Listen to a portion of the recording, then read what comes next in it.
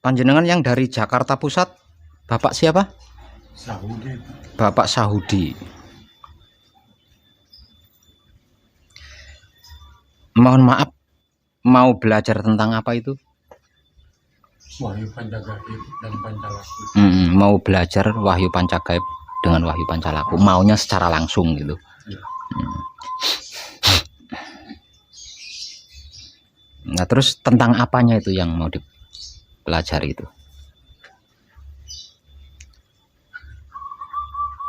Tentang apanya? Kalau tentang ilmu pengertiannya, ilmu pemahamannya, ilmu pengetahuannya, kan sudah saya informasikan semuanya.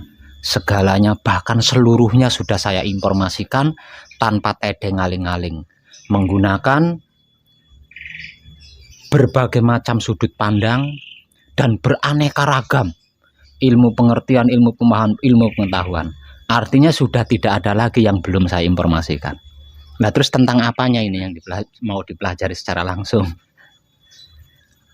Selama ini kan saya belum punya asmo sejati, Pak.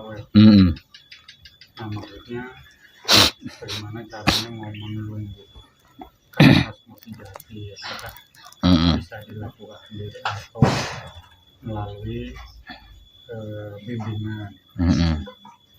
Nah sebenarnya itu juga sudah saya informasikan, itu ada videonya. Mau dilakukan sendiri atau meminta bantuan kadang lain, itu sudah saya informasikan. Belum ketemu video itu? Sudah. Nah sudah lah, terus bagaimana itu? Sudah saya praktekkan juga tapi belum dapat. Nah kalau belum dapat terus bagaimana? Ya mungkin dengan bantuan dari para keadaan gitu, bisa membantu mempercepat gitu, Pak.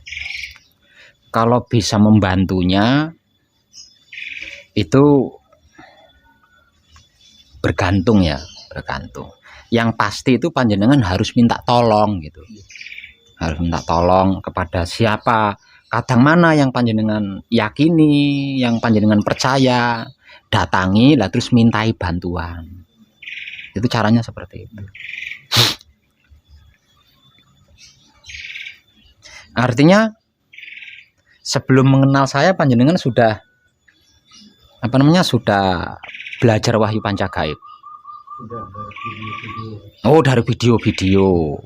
Berarti hanya dari saya dong. Ya. Bukan dari orang lain kan?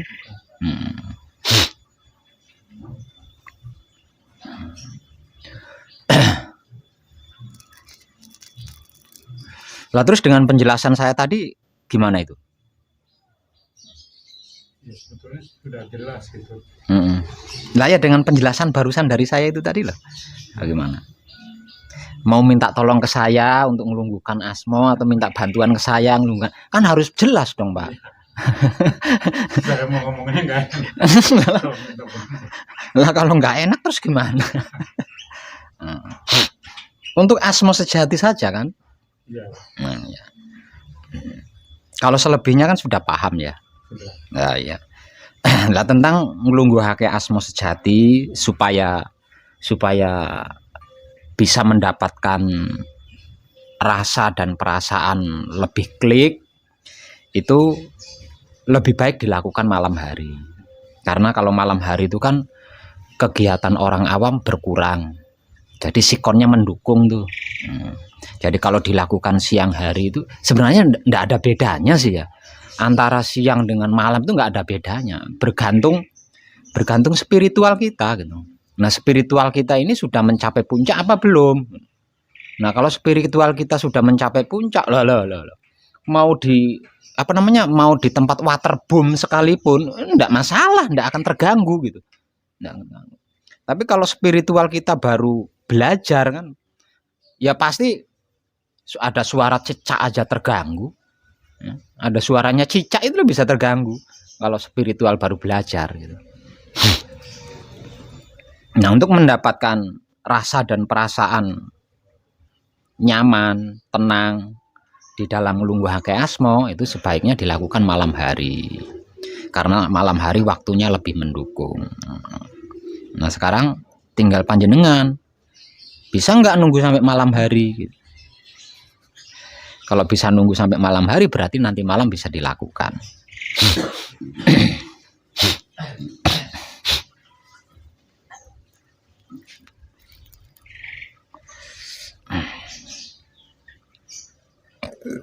Matur suwun.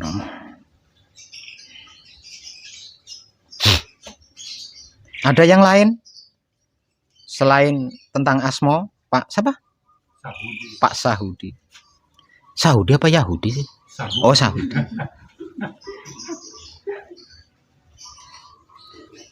Lahirnya di Yahudi. Lahir di Jakarta. Jakarta. Asli Jakarta. Asli orang tua Cirebon. Oh malah Cirebon. Cuma domisili di Jakarta.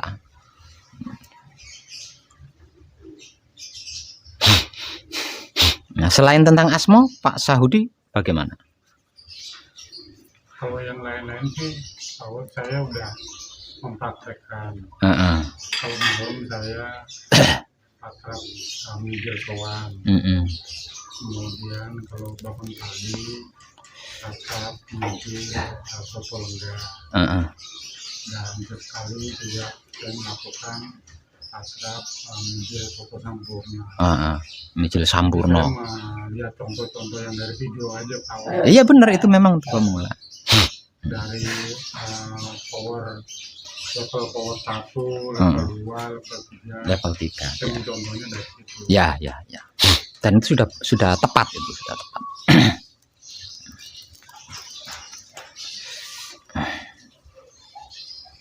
Nah, untuk menyelesaikan laku belum tertarik. Saya kan masih kerja Pak Web. Saya masih sebagai pegawai negeri ini Pak. Iya. Jadi makanya mungkin saya perlu cuti dulu nanti. Oh iya. Karena kan waktunya bisa semingguan ya Pak.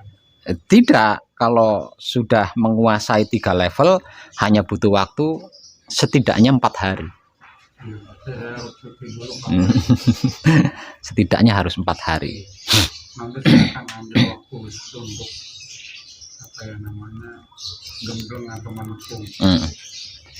Iya.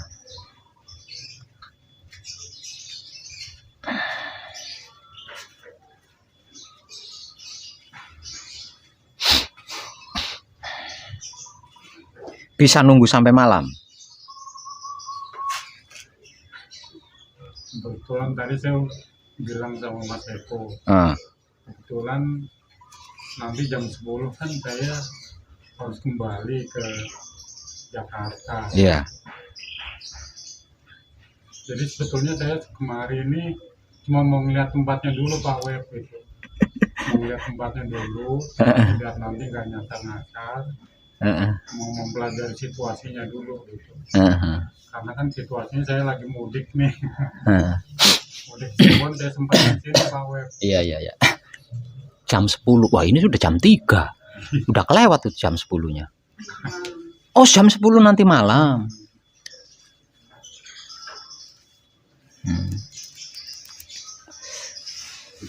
Tapi kalau nggak bisa juga nggak apa-apa. Enggak, maksudnya apa namanya? Nanti malam sedangkan panjenengan kan pulangnya jam 10. Iya, keretanya jam 10. Keretanya jam 10 kan. Paling tidak ya saya bisa ikut kadangan dulu lah. Secara langsung kan. Selama ini kan saya melalui video Pak. Iya. Saya mau lihat langsung Pak Web tuh kayak apa sih gitu. Termasuk Pak Eko, Mas Bule kan, yang lain-lain kan. Saya udah belajar semua dari YouTube.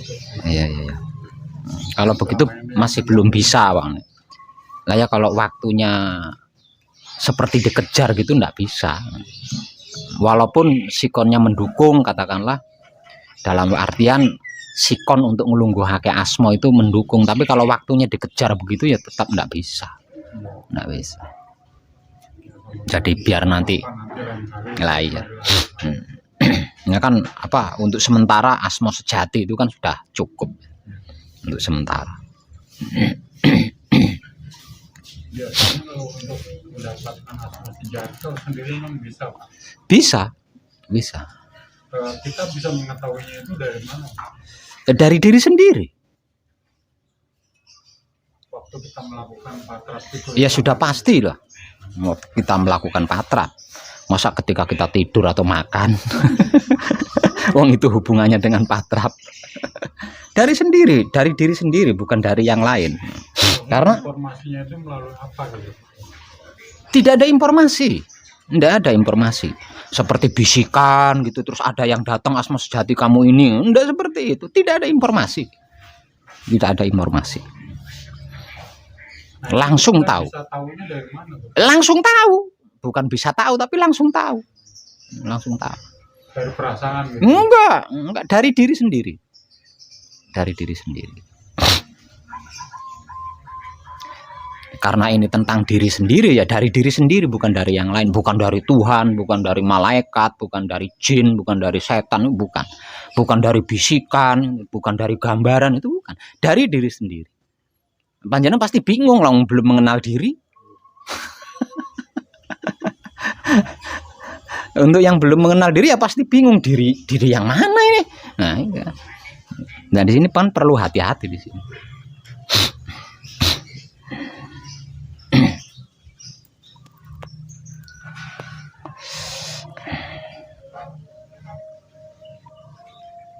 Dengan sendirinya juga bisa.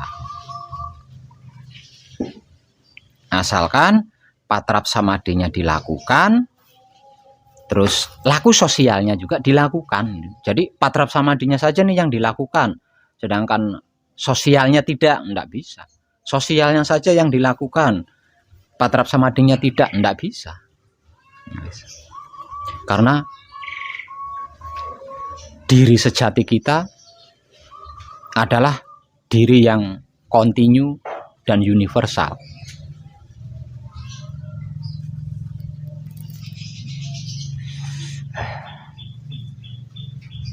Nah, tentang sosial yang saya maksud itu kan sudah banyak kan yang saya informasikan. Secara singkatnya adalah kebaikan atau kebajikan itu tadi. Atau menebar kesadaran rasa cinta kasih sayang Romo itu. Itu kan bentuk sosial kita. Salah satunya dilakukan, salah satunya tidak bisa.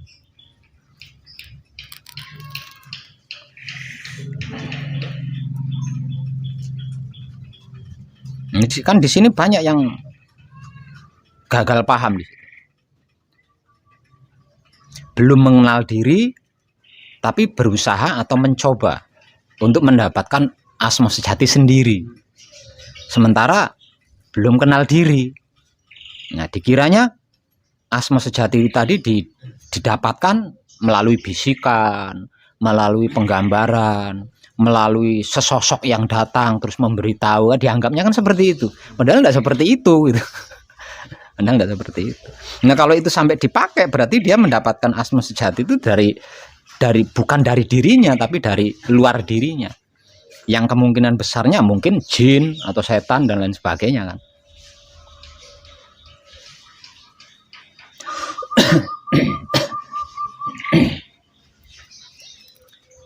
Karena belum dapat asma sejati, jadi saya kalau melakukan patrap wijasowan itu asma sejati. Ya asma sejati. Asma sejati itu adalah pengucapan sementara. Sebelum asma sejati yang sesungguhnya itu lungguh gitu. Itu kan bersifat sementara. Dan saya rasa itu bukan masalah gitu. Konto atau asma sejati itu nggak ada bedanya sih. Nggak ada bedanya. Kalau harus dibedakan, kalau asma sejati itu belum lungguh, belum duduk gitu loh, masih berdiri. Nah, kalau konto itu sudah duduk, nggak berdiri lagi. Hanya bedanya di situ.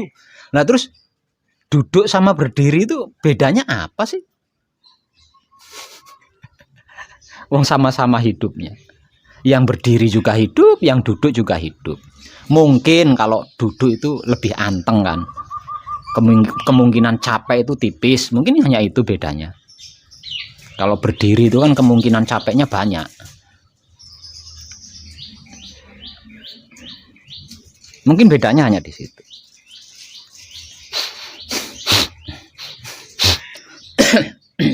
Kalau Asmo sejati yang laki-laki kan ada dua ya Pak. Iya, perempuan juga sama. Ada Kontowarno dan Ya, Kontosupo. Kan? ya. Itu ada bedanya nggak tuh Pak? Tidak ada, tidak ada. Nggak ada bedanya, sama saja, sama-sama hidupnya.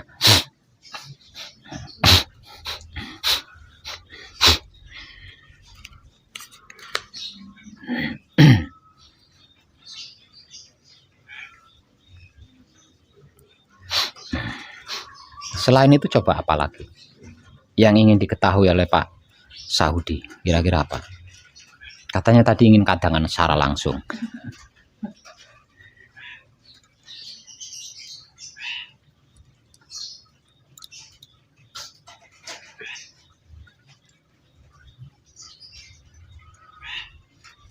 Murni menuju suci Pak. Saya kan masih belum gembrong. Artinya masih di posisi laku murni menuju suci kan. Yeah. Nah itu kira-kira perilaku yang tepat itu seperti apa Pak? Perilaku yang tepat, entah itu di dalam laku murni menuju suci atau laku suci menuju abadi, kelakuan yang tepat itu adalah kelakuan yang tidak meleset. Ya. Kelakuan yang tepat adalah kelakuan yang tidak meleset kan. Nah, kelakuan yang tidak meleset dari sasaran itu kelakuan yang seperti apa? Ya seperti yang sudah saya motivasikan, seperti yang sudah saya informasikan tanpa tedeng aling-aling. Secara spiritual melakukan patrap samadhi. Secara non spiritual melakukan kebajikan atau kebaikan. Itu saja. Nah, ada yang lain. Yang lainnya itu kan itu urusan manusia gitu. Yang lainnya itu urusan manusia. Kalau yang bukan urusan manusia yang belum kita lakukan adalah patrap samadhi dengan kebajikan. Itu yang nyaris belum pernah kita lakukan. Kalau yang lain kayaknya nggak ada yang belum kita lakukan. Kalau yang lain nyaris semuanya sudah pernah kita lakukan. Hanya dua hal itu yang nyaris belum pernah kita lakukan. Secara kesadaran loh ya. Secara tidak dengan kesadaran mungkin banyak yang sudah kita lakukan. Kebaikan-kebaikan yang sudah pernah kita lakukan itu banyak. Tapi disadari tidak disadari, apa yang kita lakukan itu kebaikan dalam bentuk apapun pasti ada pamrihnya.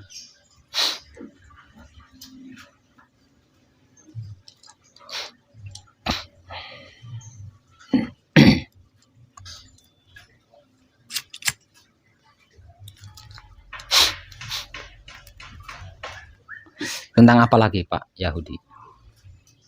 Saya mau nanya ini Pak Web.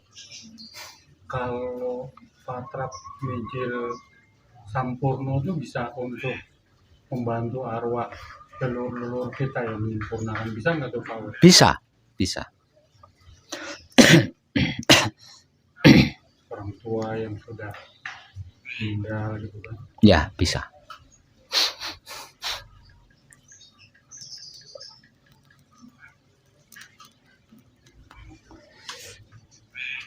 Apalagi?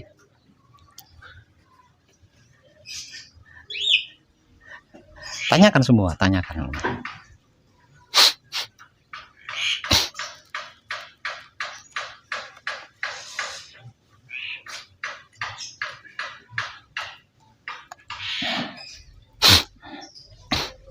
Apa penjabaran itu Pak yang kitab suci sejati ada makna ulang sejati, kemudian berbudi bawalaksono Pak Web. Mungkin di dalam perilakunya dalam kehidupan sehari-hari itu seperti apa? Lah itu tadi. Gambaran konkretnya. Itu tadi secara simpel. Jadi secara spiritual melakukan patrap samadhi. Secara non spiritual atau sosial atau bermasyarakat melakukan kebaikan atau kebajikan. Itu secara simpelnya itu. Itu simpel, itu paling simpel. Nah, kalau setelah melakukan patrap samadhi 7 kali untuk level 1, 7 kali untuk level 2, 7 kali untuk level 3. Nah, selanjutnya Melakukan Patra Samadhi Mijil Sowan secara rutin tiap kali mau tidur atau hendak tidur. Terus melakukan Patra Samadhi Mijil Toto Lenggah secara rutin tiap kali bangun dari tidurnya. Dan sewaktu-waktu jika merasa gelisah, takut, sakit, lakukan Patra Samadhi Mijil Sampurno.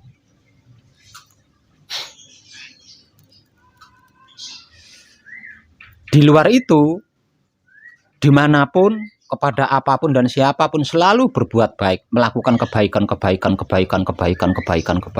Itu sudah berarti kita sudah mempraktekkan sebagai kitab suci sejati ada makna, sebagai wulang res sejati, sebagai berbudi bawa laksono, itu sudah melakukan di situ.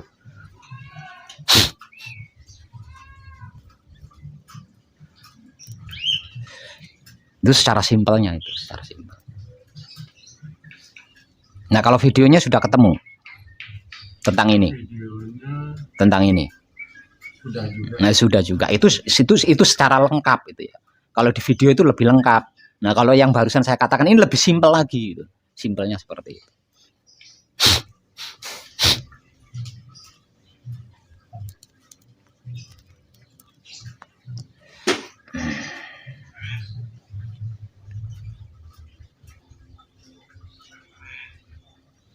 Apalagi Pak Yahudi? Sementara sudah dulu Pak. Cuma itu toh? Masih ada sih nanti yang lain.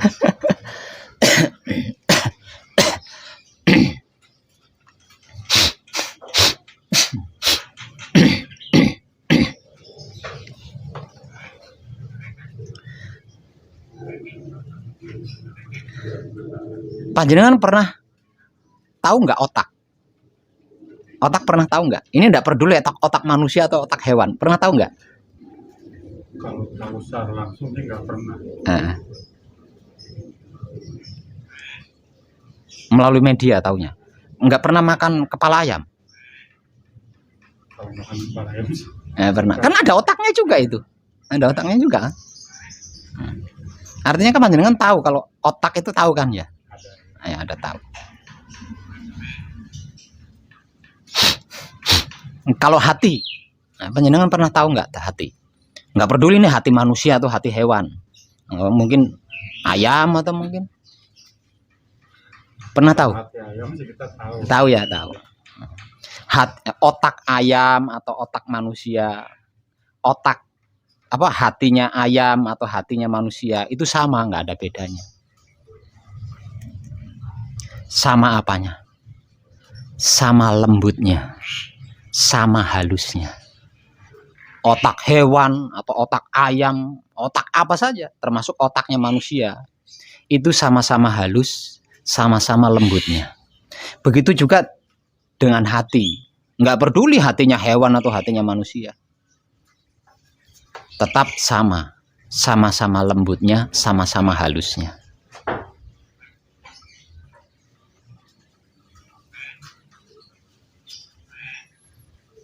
Tapi kenapa perbuatan kita, kelakuan kita, kok tidak selembut dan sehalus otak kita atau hati kita?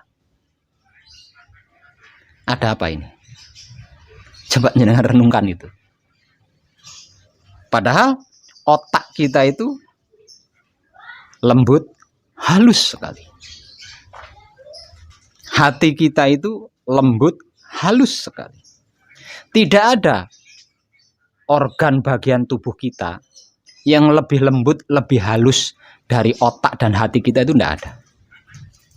Itulah organ kita yang paling lembut dan yang paling halus adalah otak dan hati kita. Namun perilaku kita seumur hidup, kelakuan kita seumur hidup kok tidak sehalus dan tidak selembut otak atau hati kita. Ini ada apa sebenarnya? Kenapa? Kok bisa begitu?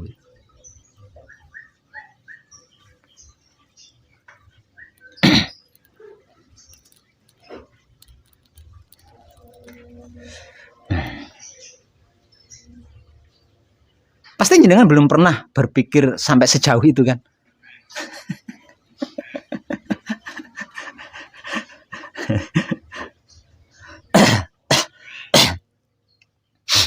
Yang pasti jangan pernah merasa puas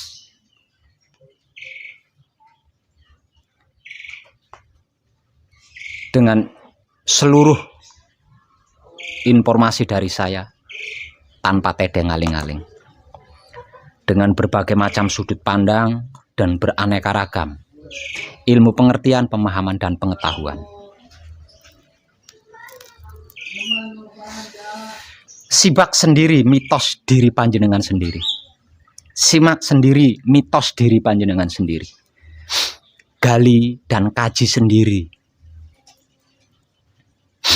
mitos diri panjenengan sendiri, agar panjenengan bisa mengerti sendiri, bisa memahami sendiri, bisa mengetahui sendiri, bisa mengalami sendiri, dan bisa merasakan sendiri. Bukan katanya siapapun dan apapun. Lah itu yang benar.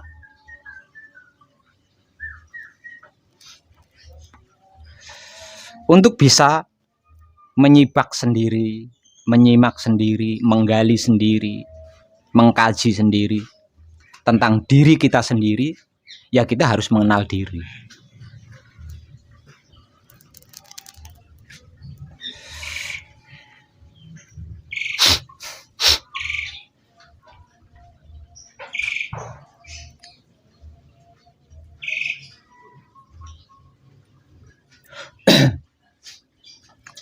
Ada sebuah ayat di dalam Alkitab yang konon katanya itu kata-kata Tuhan. Itu firman Tuhan.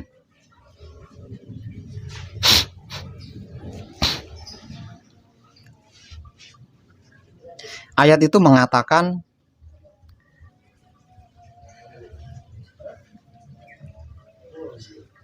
aku hendak menjadikan seorang khalifah di bumi. Jadi pada awal penciptaan, setelah semuanya selesai diciptakan, kemudian Tuhan itu menciptakan sesuatu untuk yang terakhir kalinya. Setelah semuanya selesai diciptakan, kemudian Tuhan itu menciptakan sesuatu untuk yang terakhir, untuk yang terakhir kalinya. Dan penciptaan untuk yang terakhir kalinya itulah yang disebut sebagai manusia hidup. Nah, sebelum manusia hidup ini tadi diciptakan oleh Tuhan, Tuhan itu berfirman terlebih dahulu atau berkata-kata terlebih dahulu. Kata-katanya atau firmannya itu kurang lebih artinya itu seperti ini. Aku hendak menjadikan seorang makhluk sebagai khalifah di bumi. Kemudian terciptalah kakek moyang kita Adam sebagai khalifah di bumi.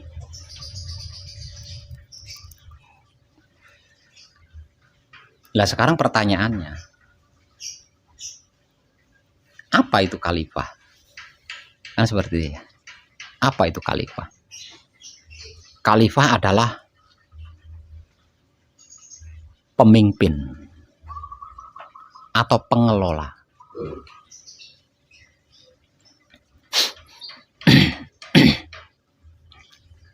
Maksudnya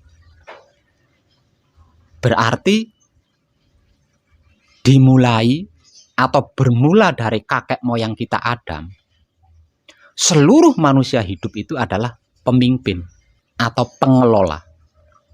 Tidak ada satupun manusia hidup yang bukan pemimpin. Tidak ada satupun manusia hidup yang bukan pengelola.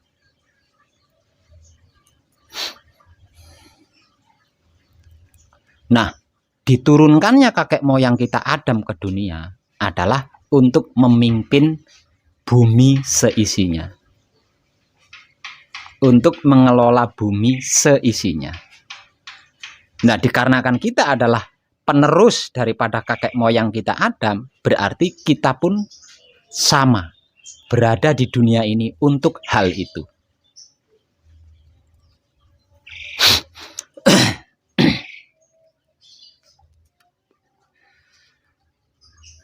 Ini suka ndak suka loh ya. Suka ndak suka. Mau tidak mau, percaya atau tidak percaya.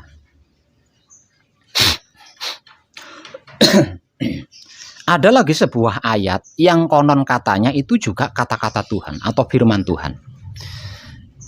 Yang kalau diartikan kurang lebih seperti ini.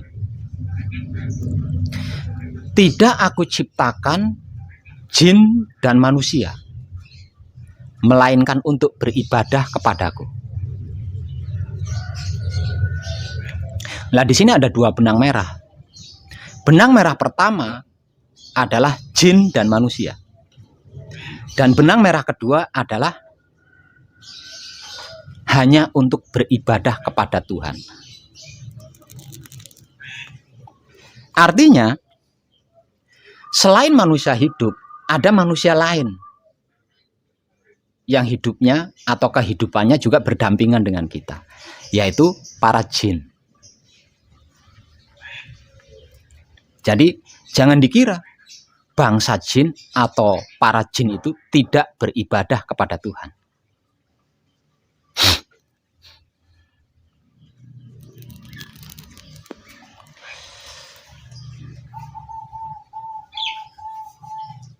Nah, sekarang pertanyaannya, apakah seumur hidup kelakuan kita adalah beribadah kepada Tuhan? Padahal Tuhan menciptakan kita, termasuk bangsa jin, itu hanya untuk beribadah kepadanya.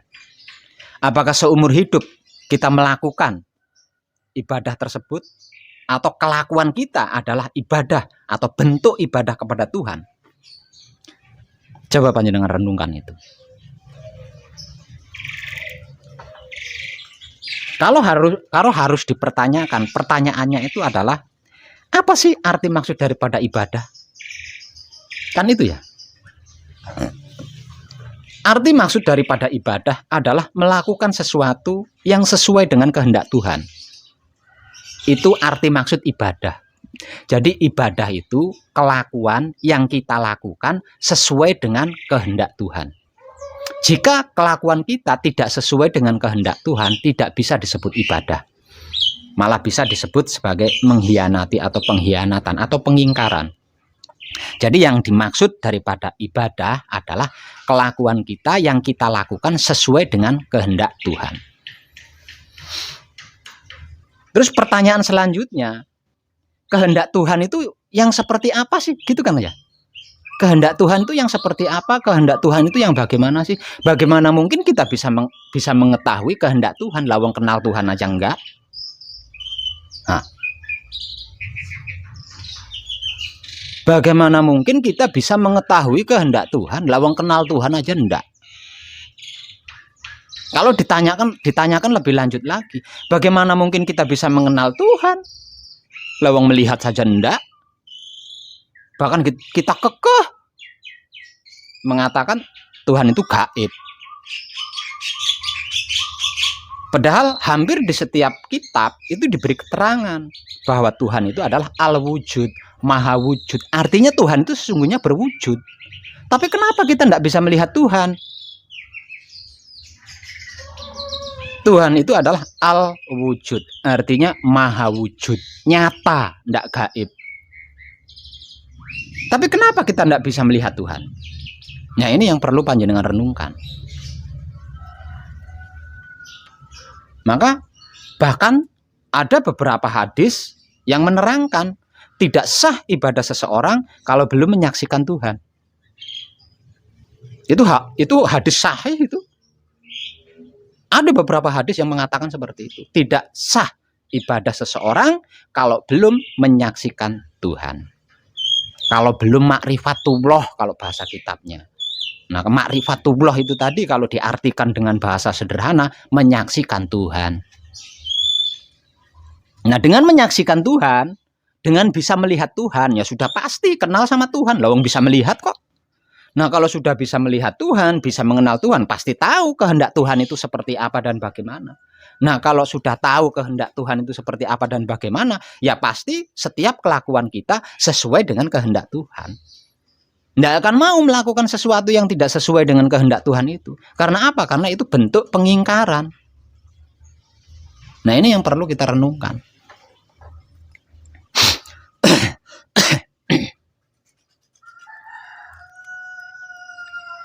Nah, kalau Tuhan itu al-wujud, Pak Web, Tuhan itu tidak gaib, bukan tidak kasat mata, nyata-nyata ada wujudnya. Lalu di mana Tuhan, Pak Web? Kok saya tidak bisa ngelihat Tuhan?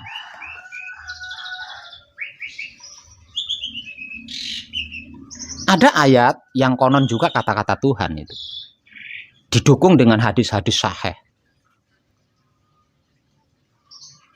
Jika ada yang bertanya tentang aku,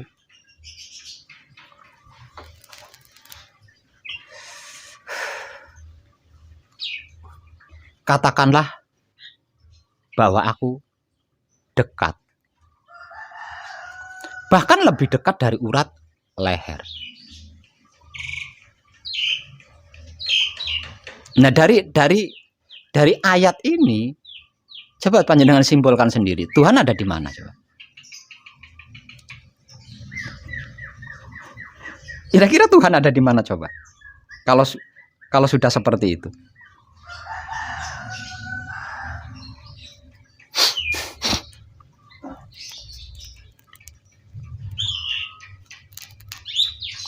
Ditambah lagi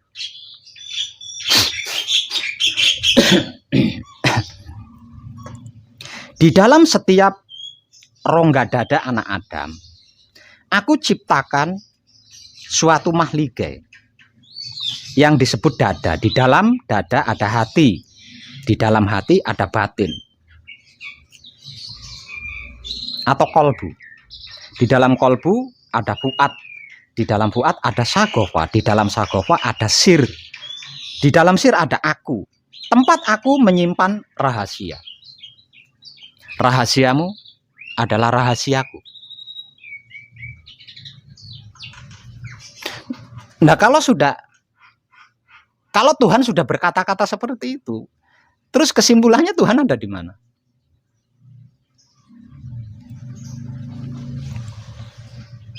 Ditambah lagi sebuah ayat yang konon katanya itu juga kata-kata Tuhan atau firman Tuhan, yang kalau diterjemahkan atau diartikan kurang lebih seperti ini. Sesungguhnya aku itu batinnya manusia, dan manusia adalah wujud kenyataan dohirku. Nah, kalau sudah seperti itu, terus kesimpulannya gimana itu, coba? Jangan simpulkan sendiri. Kira-kira Tuhan itu di mana, coba? Edan. Coba simpulkan sendiri. Kalau sudah seperti itu, Tuhan di mana, coba? Kok sampai tidak bisa melihat? Kok sampai tidak bisa kenal? Aneh kan? Firmannya jelas, ayatnya jelas, hadisnya jelas, dipelajari di mana-mana, semua orang mempelajari. Lah kok masih bertanya? Sebenarnya kita itu orang cerdas apa orang gimana sih? Jadi manusia bagian daripada wujud Tuhan ya, Pak. Coba gimana itu? Nah, dari sini kan kita sebenarnya dari sini kan kita sudah bisa menyimpulkan. Nah, kalau sudah kita simpulkan, kesimpulannya sudah ketemu. Lah sekarang pertanyaannya, kalau Tuhan itu batinnya manusia dan manusia itu adalah wujud dohir kenyataannya Tuhan, kalau memang benar Tuhan itu batinnya manusia dan manusia itu adalah gambaran wujud kenyataan Tuhan.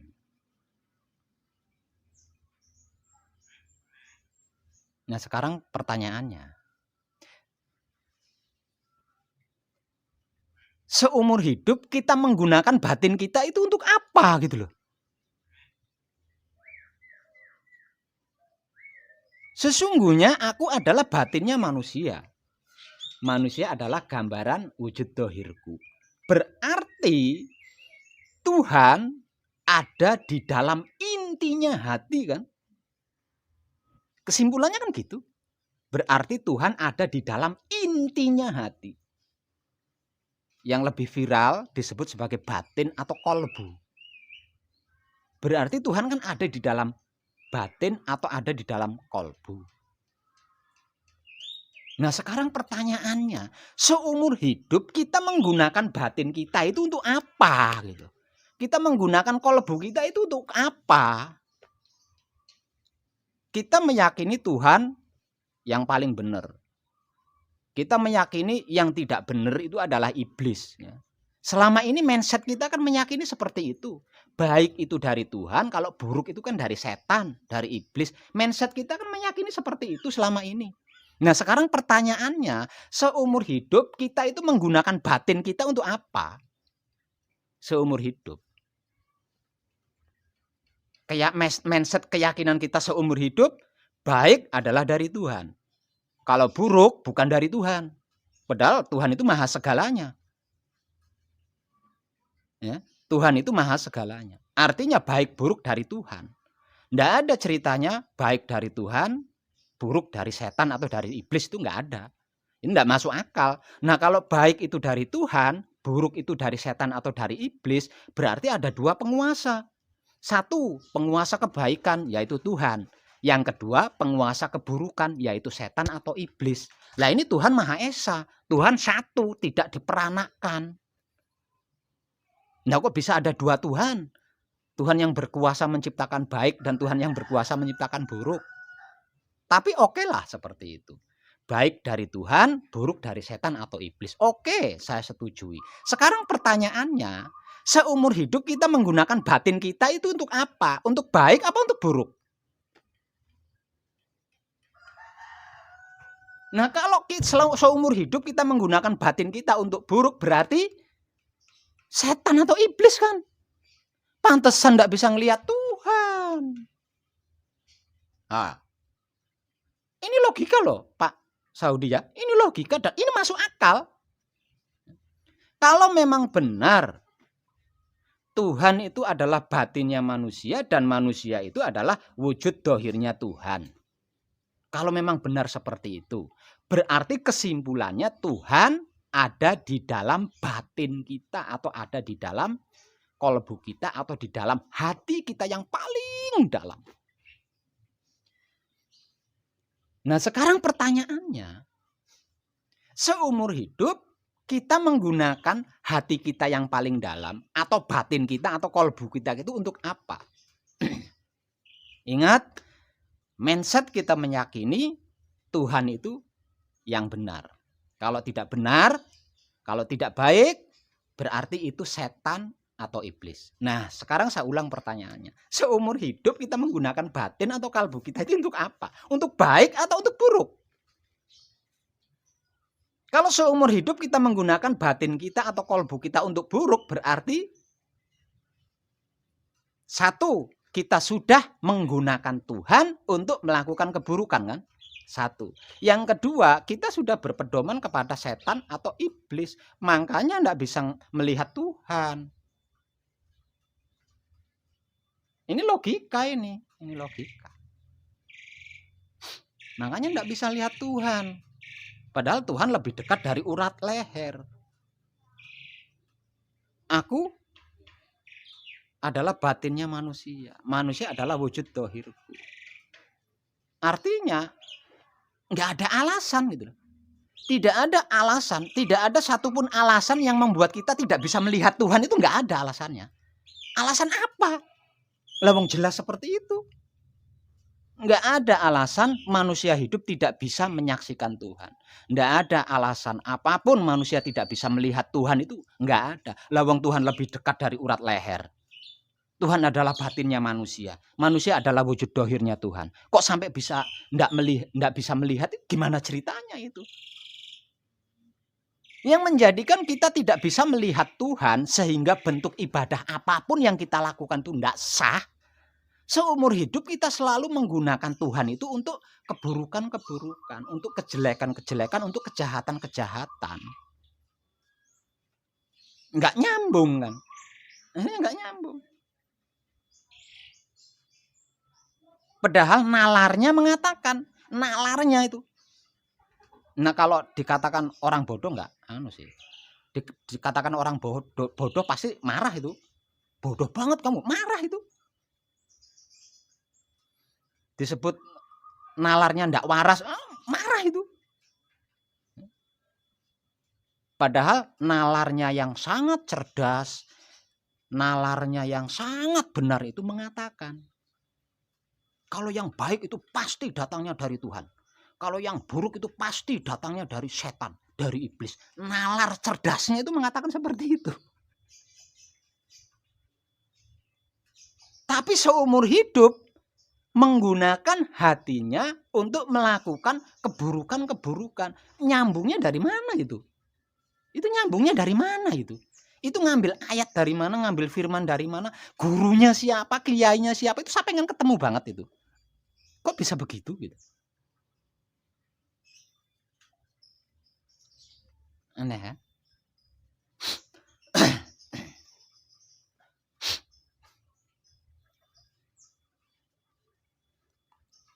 Bagaimana Pak Yudi? Gaya ngomongnya sama nggak sama yang di YouTube? Sama.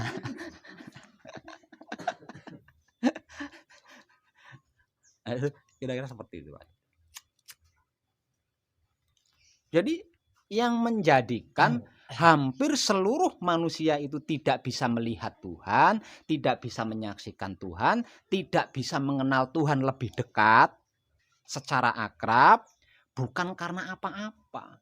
Dikarenakan lebih sering, bahkan seumur hidup, bisa dikatakan seumur hidup selalu menggunakan hatinya, selalu menggunakan batinnya, atau selalu menggunakan kolbunya untuk melakukan keburukan-keburukan atau kejahatan-kejahatan.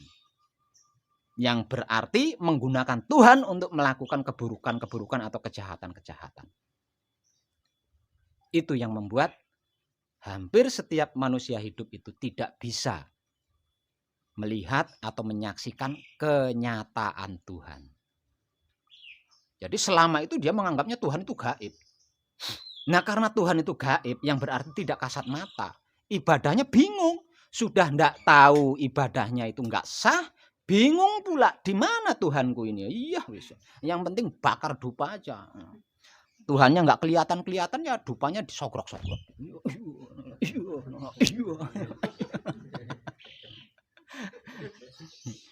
Kalau yang nggak pakai dupa, pakai raga, ya dijeduk-jedukin jidatnya, jeduk sampai biru di sini.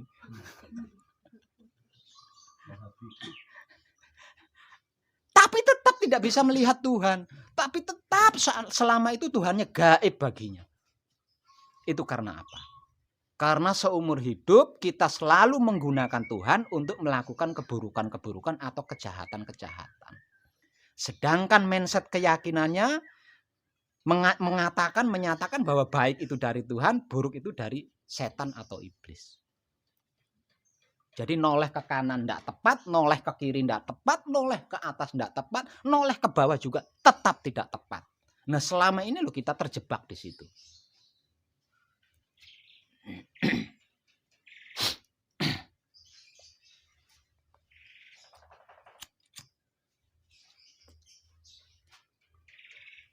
Dan seperti yang saya katakan di awal tadi.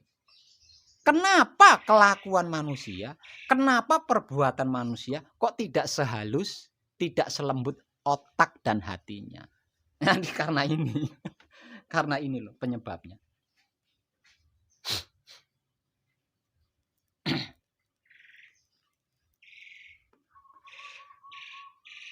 Lebih dalam, Pak Yahudi. Lebih dalam. Aku bertahta atau bersinggasana.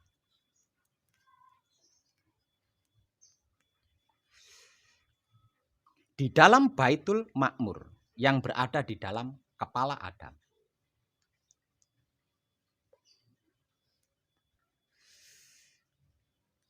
Di dalam kepala ada otak atau ubun-ubun. Di dalam ubun-ubun ada manik. Di dalam manik ada budi. Di dalam budi ada nafsu. Di dalam nafsu ada sukma, di dalam sukma ada rasa. Di dalam rasa ada aku.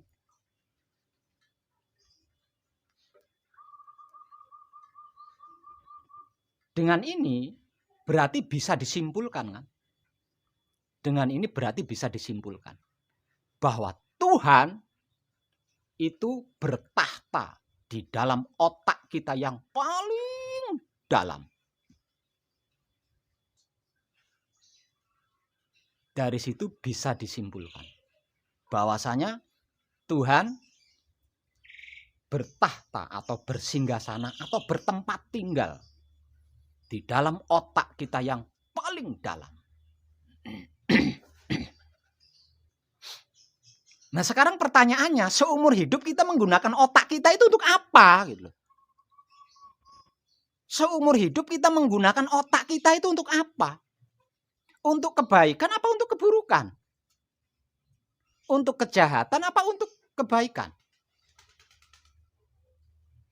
Nah kalau kita menggunakan otak kita untuk keburukan, berarti kita sudah menggunakan Tuhan itu untuk melakukan keburukan. Kalau kita menggunakan otak kita untuk kejahatan, berarti kita sudah menggunakan Tuhan itu untuk melakukan kejahatan. Bagaimana mungkin bisa melihat Tuhan? Bagaimana mungkin bisa menyaksikan Tuhan? Bagaimana mungkin bisa mengenal Tuhan? Walaupun Tuhan itu lebih dekat dari urat leher kita.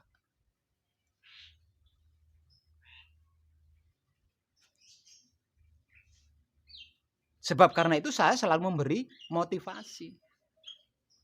Jaga kebersihan otak atau pikiran kita. Kenapa saya memberikan motivasi untuk selalu menjaga kebersihan otak atau pikiran kita? Karena ada Tuhan bersemayam di situ. Ada Tuhan bertahta di situ. Ada Tuhan bersinggasana di situ. Dan saya sangat setuju ketika seorang motivator mengatakan jangan negatif thinking. Jangan buruk sangka. Saya sangat setuju. Karena apa? Karena kalau kita sampai buruk sangka, berarti kita sudah menggunakan Tuhan itu untuk buruk sangka. Lawang ada Tuhan bertahta di dalam otak kita yang paling dalam kok. Kira-kira gitu enggak? Jadi selama kita masih menggunakan otak kita untuk berpikir buruk, untuk berprasangka buruk, untuk berpikir jelek, untuk berprasangka jelek, untuk negatif thinking, ya jangan pernah berharap untuk bisa melihat Tuhan, jangan pernah berharap untuk bisa menyaksikan Tuhan, jangan pernah berharap untuk bisa mengenal Tuhan.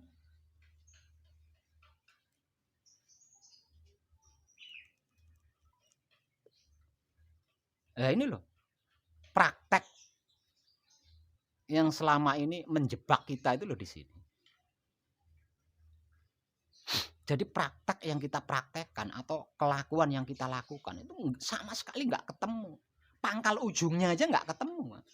Pangkal ujungnya di mana ujungnya, di mana pangkalnya itu nggak nyambung, nggak ketemu.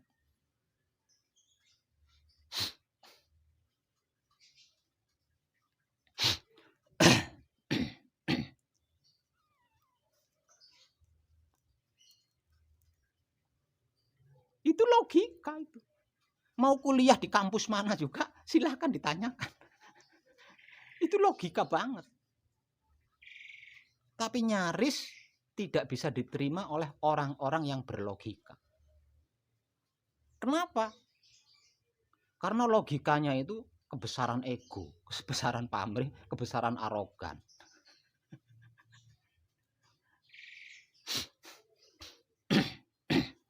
Terus yang berkaitan dengan informasi di awal.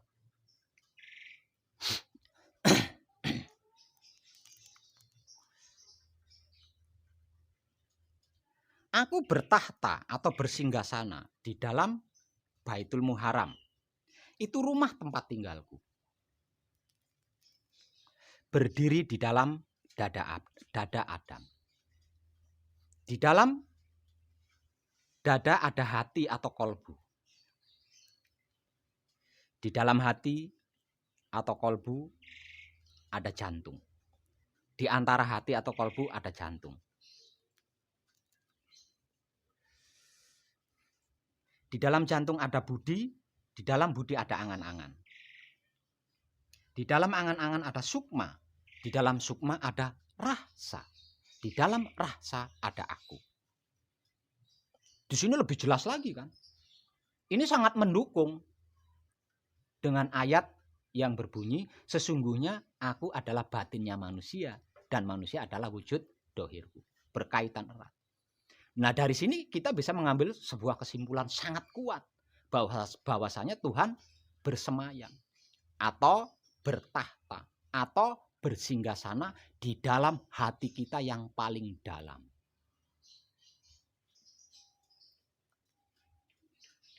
Nah terus pertanyaannya, seumur hidup kita gunakan hati kita itu untuk apa gitu loh. Seumur hidup kita menggunakan hati kita itu untuk apa? Lah kalau seumur hidup kita selalu menggunakan hati kita atau batin kita atau kolbu kita untuk sirik, iri, dengki, dendam, buli, fitnah, benci, mencari-cari kesalahan orang lain, untuk dihakimi, untuk diadili agar supaya dia jatuh, agar supaya dia hancur, berarti kita sudah menggunakan Tuhan untuk itu. Ya sudah pasti loh, nggak akan pernah bisa melihat Tuhan, menyaksikan Tuhan, apalagi sampai mengenal Tuhan, nggak akan pernah bisa. Walaupun Tuhan itu lebih dekat dari urat leher, nggak akan pernah bisa. Betapapun fanatiknya dia terhadap keyakinannya, nggak akan pernah bisa. Lawang Tuhan itu maha benar. Dan kita menggunakan Tuhan untuk melakukan hal-hal yang tidak benar. Nggak ketemu pangkal ujungnya, nggak ketemu. Walaupun menjalankan puasa, tirakat, bertapa sampai tinggal tulang tok, nggak akan pernah bisa. Lawang nggak nyambung.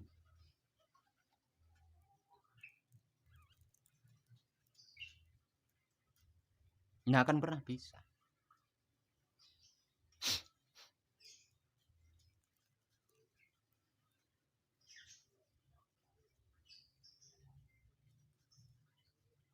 Nah selama ini kita berputar-putar di situ-situ saja. Selama ini kita berputar-putar di situ-situ saja. Ilmu pengertiannya, ilmu pemahamannya, ilmu pengetahuannya dipegang, tahu, paham, ngerti. Terlebih lagi orang-orang yang pernah tahunan di pesantren, sampai-sampai jadi kiai, sampai-sampai jadi ustadz, tahu hal ini, tahu banget, tahu banget. Para ahli spiritual juga tahu banget hal ini, itu tahu banget.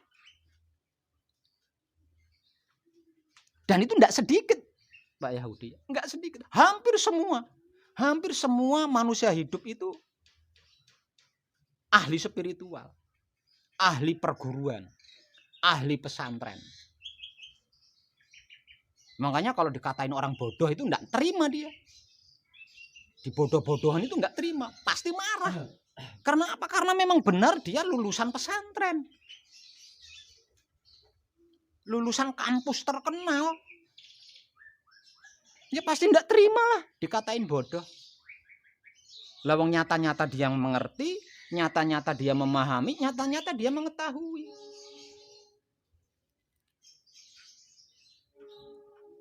Tapi kenapa? Kok tidak bisa melihat Tuhan? Kekeh yakin Tuhan itu maha gaib. Kenapa? Mengapa? Karena selama itu tidak pernah menggunakan otak atau pikirannya, tidak pernah menggunakan hati atau batinnya sesuai dengan kehendak Tuhan. Sehingga segerak-geraknya tubuh, segerik-geriknya jiwa bukan beribadah kepada Tuhan. Maka manusia ada di dunia ini tidak diciptakan melainkan untuk beribadah kepada Tuhan.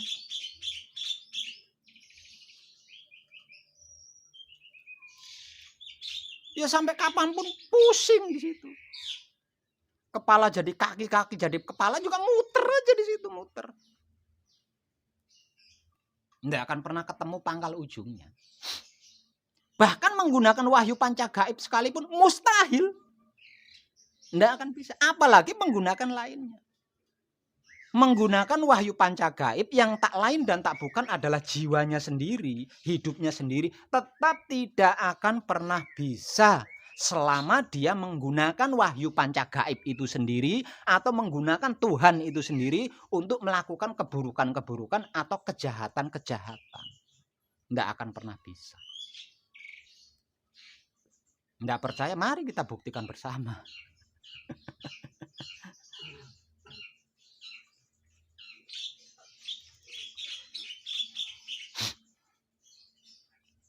Ini terlepas dari wanita atau lelaki loh Pak Yahudi, sama saja. Nenek moyang kita Hawa juga sama. Nggak ada bedanya. Kenapa kok nggak ada bedanya? Karena ruh itu tidak berjenis kelamin. Ruh yang bertempat tinggal pada raganya nenek moyang kita Hawa dengan ruh yang bertempat tinggal di raganya kakek moyang kita Adam sama. Nggak ada bedanya.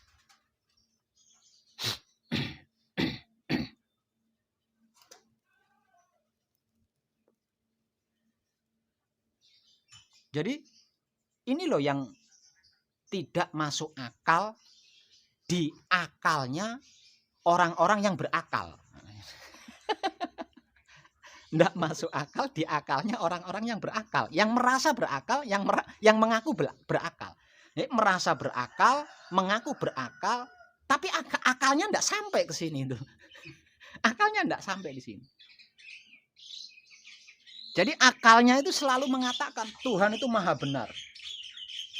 Tapi aku harus melakukan salah. Tuhan itu maha baik, tapi aku harus melakukan keburukan. Itu akalnya itu selalu bulat di situ. Jadi tidak bisa menerima akalnya itu. Tuhan itu maha benar, aku harus melakukan kebenaran. Karena aku hendak menuju Tuhan. Karena aku hendak innalillahi wa inna ilaihi rojiun. Artinya aku hendak kembali kepada Tuhan. Karena Tuhan maha benar berarti aku harus benar. Karena Tuhan maha baik berarti aku harus baik. Akalnya tidak bisa nerima itu. Yang bisa dia terima Tuhan maha benar, aku harus salah. Aku harus melakukan kesalahan. Karena Tuhan maha baik, aku harus melakukan keburukan. Nah akalnya yang bisa diterima oleh akalnya itu. Unik kan kita zaman dulu.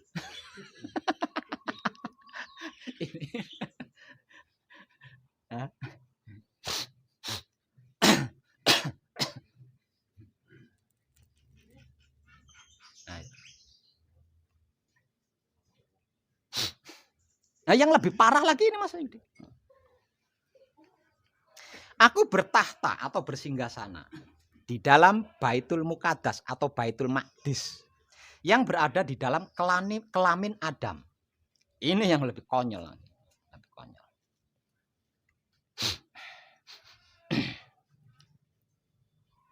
Kelamin yang dimaksud adalah penis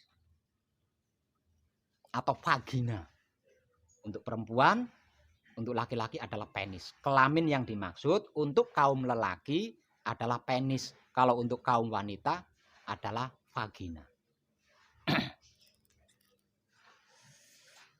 Karena sang pengendali adalah kaum lelaki, maka saya mengambil sampel dari lelaki. Karena lelaki adalah kunci dasar. Kunci dasar.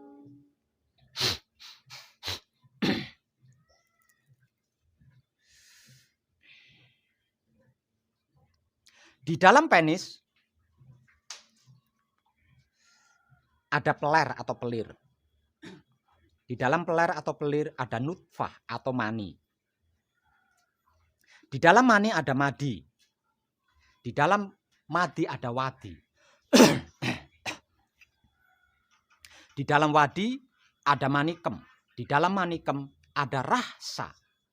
Di dalam rahsa ada aku.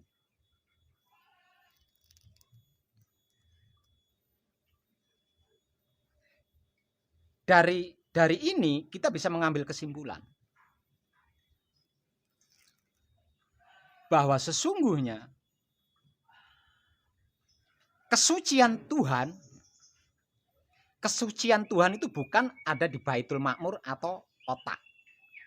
Kesucian Tuhan itu bukan berada di dalam hati atau batin, bukan, melainkan di dalam kelamin kita.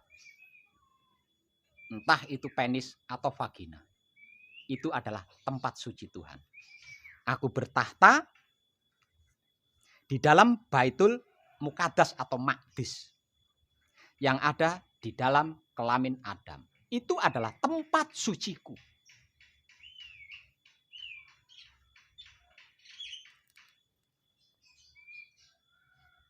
Lah, pertanyaannya, seumur hidup kita menggunakan kelamin kita untuk apa coba?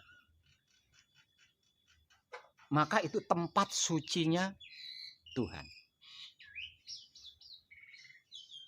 Pertanyaan awamnya, kalau memang tempat suci Tuhan ada di dalam Baitul Muqaddas atau Baitul Maqdis yang tak lain dan tak bukan adalah kelamin manusia hidup, lalu seumur hidup kita menggunakan kelamin kita ini untuk apa gitu loh?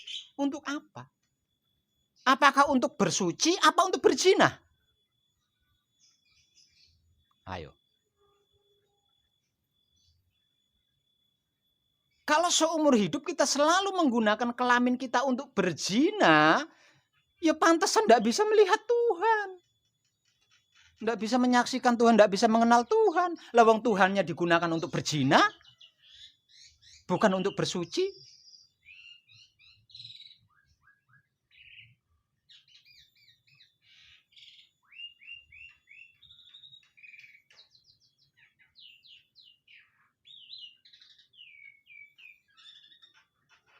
Tapi jangan salah paham dulu. Baitul Muqaddas atau Baitul Maqdis atau kelamin itu bukan penis yang seperti ini. Bukan vagina yang seperti ini, bukan. Baitul Muqaddas atau Baitul Maqdis atau kelamin adalah syahwat. Syahwat yang dimaksud adalah keinginan atau kemauan. Berarti seumur hidup kita menggunakan kelamin, arti maksudnya berarti seumur hidup keinginan kita itu kita gunakan untuk keinginan apa gitu loh. Untuk kemauan apa, untuk tujuan apa. Itu loh yang saya maksud. Bukan soal begini ya, jangan salah paham. Keinginan itu bukan soal begini gitu loh. Kelamin itu bukan soal begini. Arti maksud daripada kelamin adalah syahwat. Artinya syahwat itu keinginan. Nah, seumur hidup keinginan kita itu keinginan apa gitu loh. Maka kita ada di dunia ini untuk ibadah kepada Tuhan. Nah, kalau keinginan kita bukan beribadah kepada Tuhan, berarti kita telah menggunakan tempat suci Tuhan, berarti kita sudah mengotori tempat suci Tuhan.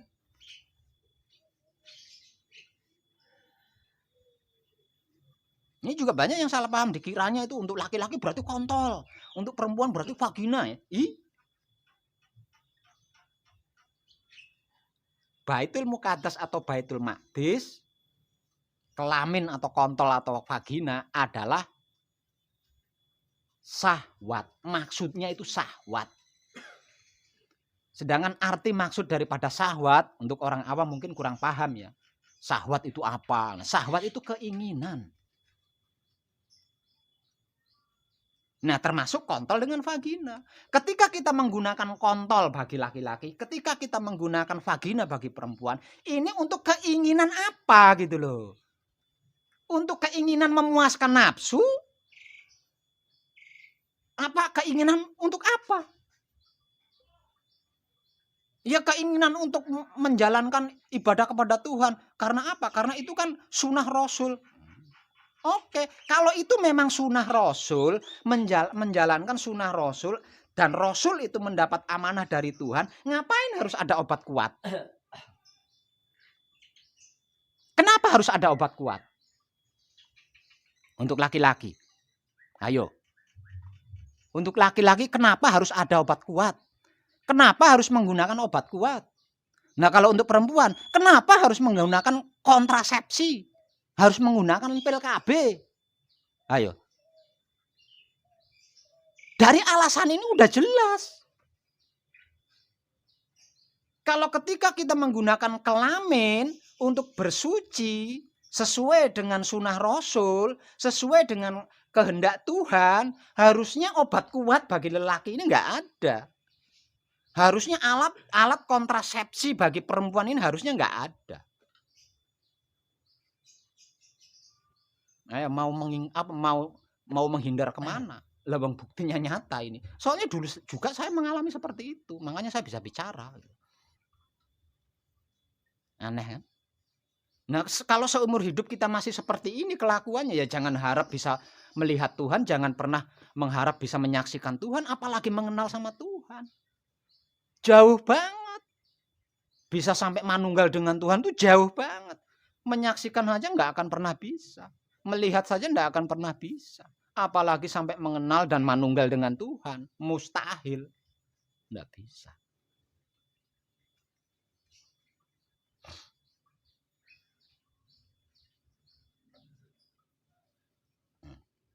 Berarti kalau mau mengenal diri, mau mengenal wahyu pancagaib, mau mengenal Tuhan, nggak boleh begituan dong Pak Web. Bagi yang sudah terlanjur suami istri, berarti itu gagal paham. Kalau pertanyaannya seperti itu. Menyesal saya Pak Web, saya udah terlanjur punya anak banyak, udah istri saya 3, ingin mengenal diri, ingin mengenal wahyu pancagaib, ingin mengenal Tuhan lebih dekat, kok tidak boleh begituan, berarti itu gagal paham. Gagal paham itu. Ini bukan tentang begituan, bukan tentang tidak boleh begituan. Begituannya itu loh tujuannya apa gitu loh maksudnya. Begituannya itu loh tujuannya apa?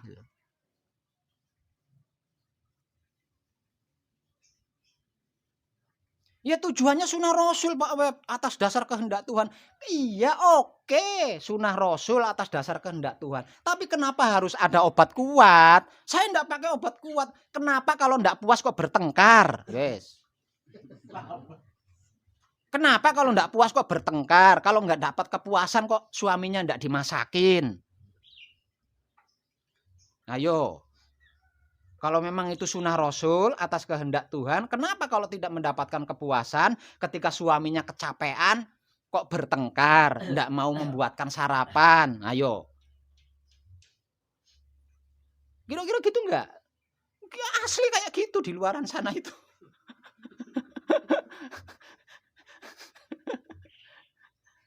Hanya gara-gara seperti itu bisa bertengkar.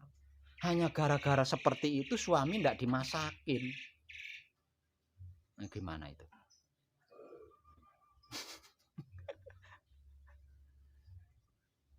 Nah kalau masih seperti ini terus ya jangan pernah mengharap bisa melihat Tuhan, bisa manunggal dengan Tuhan. Jauh banget. Lawang Tuhannya selalu sibuk digunakan untuk hal-hal seperti itu.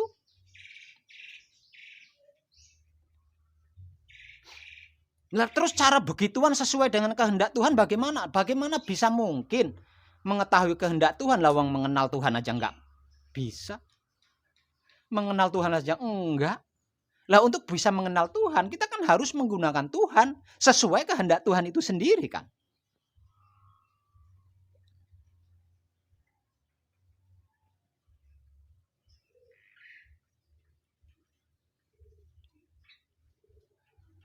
Gitu Pak Yahudi.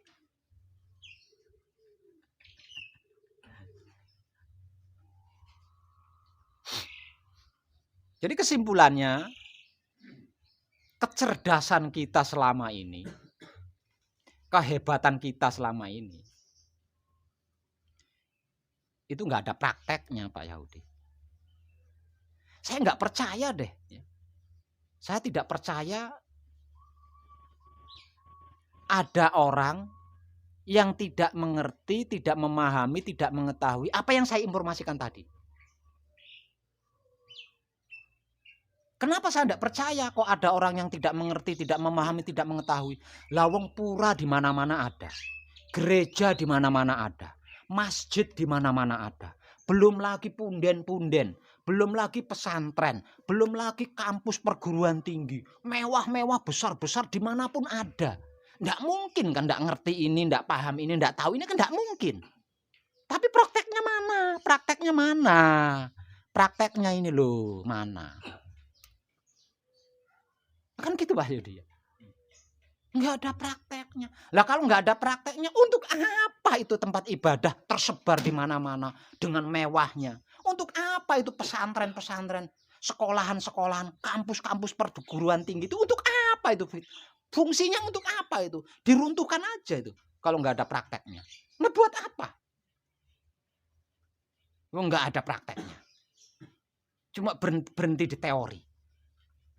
Teori anak kecil aja bisa, orang awam aja bisa.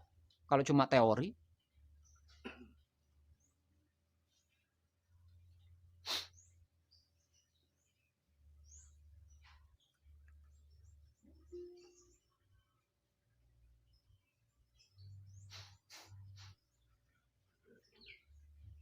Jadi tentang ini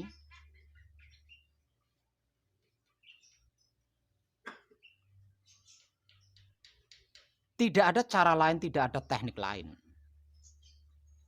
Nggak ada jalan lain. Selain melakukan kelakuan-kelakuan baik atau kebajikan. Yang selama ini selalu saya kemas dengan bahasa menebar kesadaran rasa cinta kasih sayang Romo. Kepada siapapun, apapun, dimanapun, hingga sampai kapanpun. Dan menggunakan jiwa dan hidup kita hanya untuk melakukan kehendak Tuhan. Nggak ada cara lain. Selain itu nggak ada Pak Yudi. Teknik selain itu nggak ada. Selain itu sudah pernah kita lakukan semua. Selain itu sudah pernah kita lakukan semuanya. Walaupun hanya sepintas-sepintas.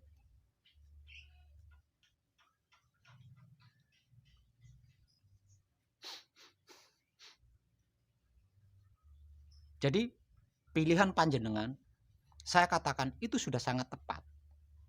Pilihan panjenengan ingin mengkaji dan mempraktekkan wahyu pancagaib, menggunakan sifat dan sikapnya wahyu pancagaib itu sendiri, yaitu wahyu pancalaku atau iman, itu sudah sangat tepat. Tinggal langkah selanjutnya, yaitu melakukan kebaikan-kebaikan atau kebajikan, atau kesadaran rasa cinta kasih sayang kepada siapapun, apapun, dimanapun, hingga sampai kapanpun, secara spiritual melakukan patrap samadhi, menggunakan jiwa dan hidup panjenengan atau wahyu pancagaib. Selebihnya itu bukan urusan kita. Kita hanya diberi tugas untuk melakukan itu. Selain itu adalah kuasa Tuhan dan kita sungguh tidak diperkenankan untuk ikut campur.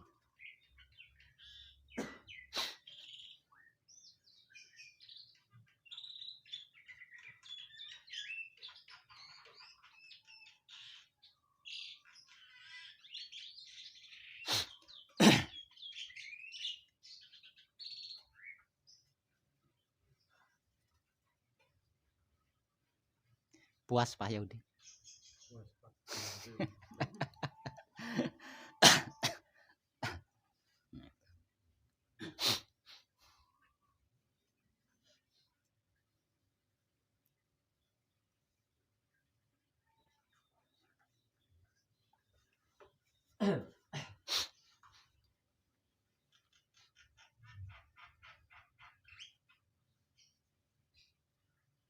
Jadi gemboknya, paham gembok enggak Man? Ya, paham ya.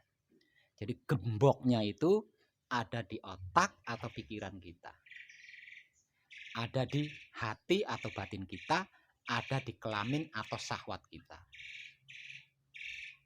Sedangkan kuncinya adalah patrap samadhi dan kebajikan. Itu kuncinya. Selain itu saya jamin tidak bisa. Kok bisa menjamin tidak bisa? Lawang buktinya tidak ada. Dimulai sejak zaman Sang Hyang Sis atau Nabi Sis sampai detik ini, itu loh saya belum menyaksikan. Hanya beberapa orang saja. Artinya kan nggak ada cara lain. Nggak ada. Kalau ada mestinya sejak zaman Nabi Sis atau Sang Hyang Sis itu sudah ada. Nah kalau sejak itu sudah ada dan sejak itu ada, berarti sejak zaman Nabi Sis atau Sang Hyang Sis hingga zaman milenium ini, waduh sudah tentram, di mana-mana sudah tentram, sudah kesempurnaan sudah ada di mana-mana. Nyatanya masih belum ada kesempurnaan sama sekali. Ketentraman juga belum nampak. Dikarenakan belum ada praktek. Jadi orang-orang atau manusia hidup yang berhasil mempraktekkan ini adalah dimulai dari zaman kakek moyang kita Adam atau nenek moyang kita Siti Hawa sampai di zaman atau era Nabi Sis. Setelah Nabi Sis hingga sampai ke kita ini, aduh, mumet saya sendiri mikirnya itu.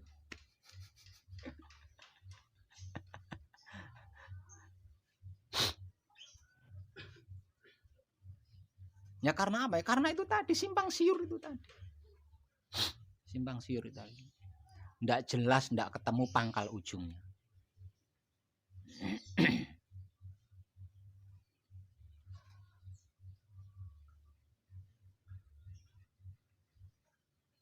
Oke. Saya rasa cukup Mas Yahudi ya. Hah? Ya, kadang hitam sore ini cukuplah ya. Oh, jenengan harus berterima kasih sama Pak Yahudi. Karena ada Pak Yahudi akhirnya saya mau kadangan. Saya mau tanya sebentar. Oh boleh. Berdasarkan yang Bapak tadi sampaikan. Jadi Baitul Maqdis, Baitul Muharram, Baitul Ma'mur itu kan harus bersih ya Pak. Dan Bapak tadi terakhir menyampaikan bahwa hanya akrab dan kebajikan ya, merupakan kuncinya. Iya, yang bisa membersihkan. Iya, jadi akrab dan kebajikan itu merupakan kunci untuk kunci untuk membuka pertemuan dengan Tuhan. Iya. Jadi kalau harus saya ilustrasikan, patrap samadhi berarti kan menggunakan wahyu pancagaib dengan sifatnya kan. Lah itu apa namanya? Batangnya. Lah sedangkan kebajikan, lah itu gagangnya kunci itu tadi. Gagangnya kunci seperti itu. Jadi antara gagang dengan batang kunci ini tidak bisa dipisahkan. Nah kalau kunci tanpa batang, tanpa gagang, gimana muntirnya? Bagaimana muntirnya kan? Nah kalau batangnya saja, apa gagangnya saja tanpa batang, apa yang mau dimasukin ke dalam gembok? Kalau harus diilustrasikan seperti itu. Jadi tidak ada satupun makhluk setelah zaman Nabi Sis atau setelah era Nabi Sis sampai ke zaman milenium, zamannya kita sekarang ini, yang bisa membersihkan Baitul Ma'mur, yang bisa membersihkan Baitul Muharram, yang bisa membersihkan Baitul Muqaddas, itu tidak ada. Selain panca gaib dan kebajikan. Itu. Yeah.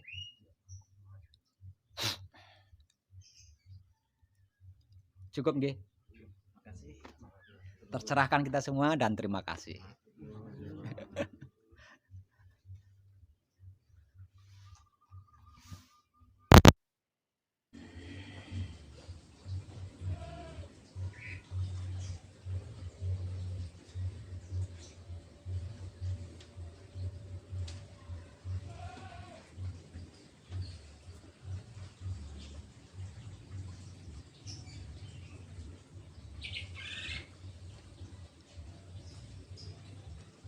Tapi ini saya rekam, saya upload di YouTube, enggak apa-apa ya Pak? Enggak apa-apa Pak, biar teman-teman saya pada tahu. Mantap. Biar nanti saya ajak kemari Pak.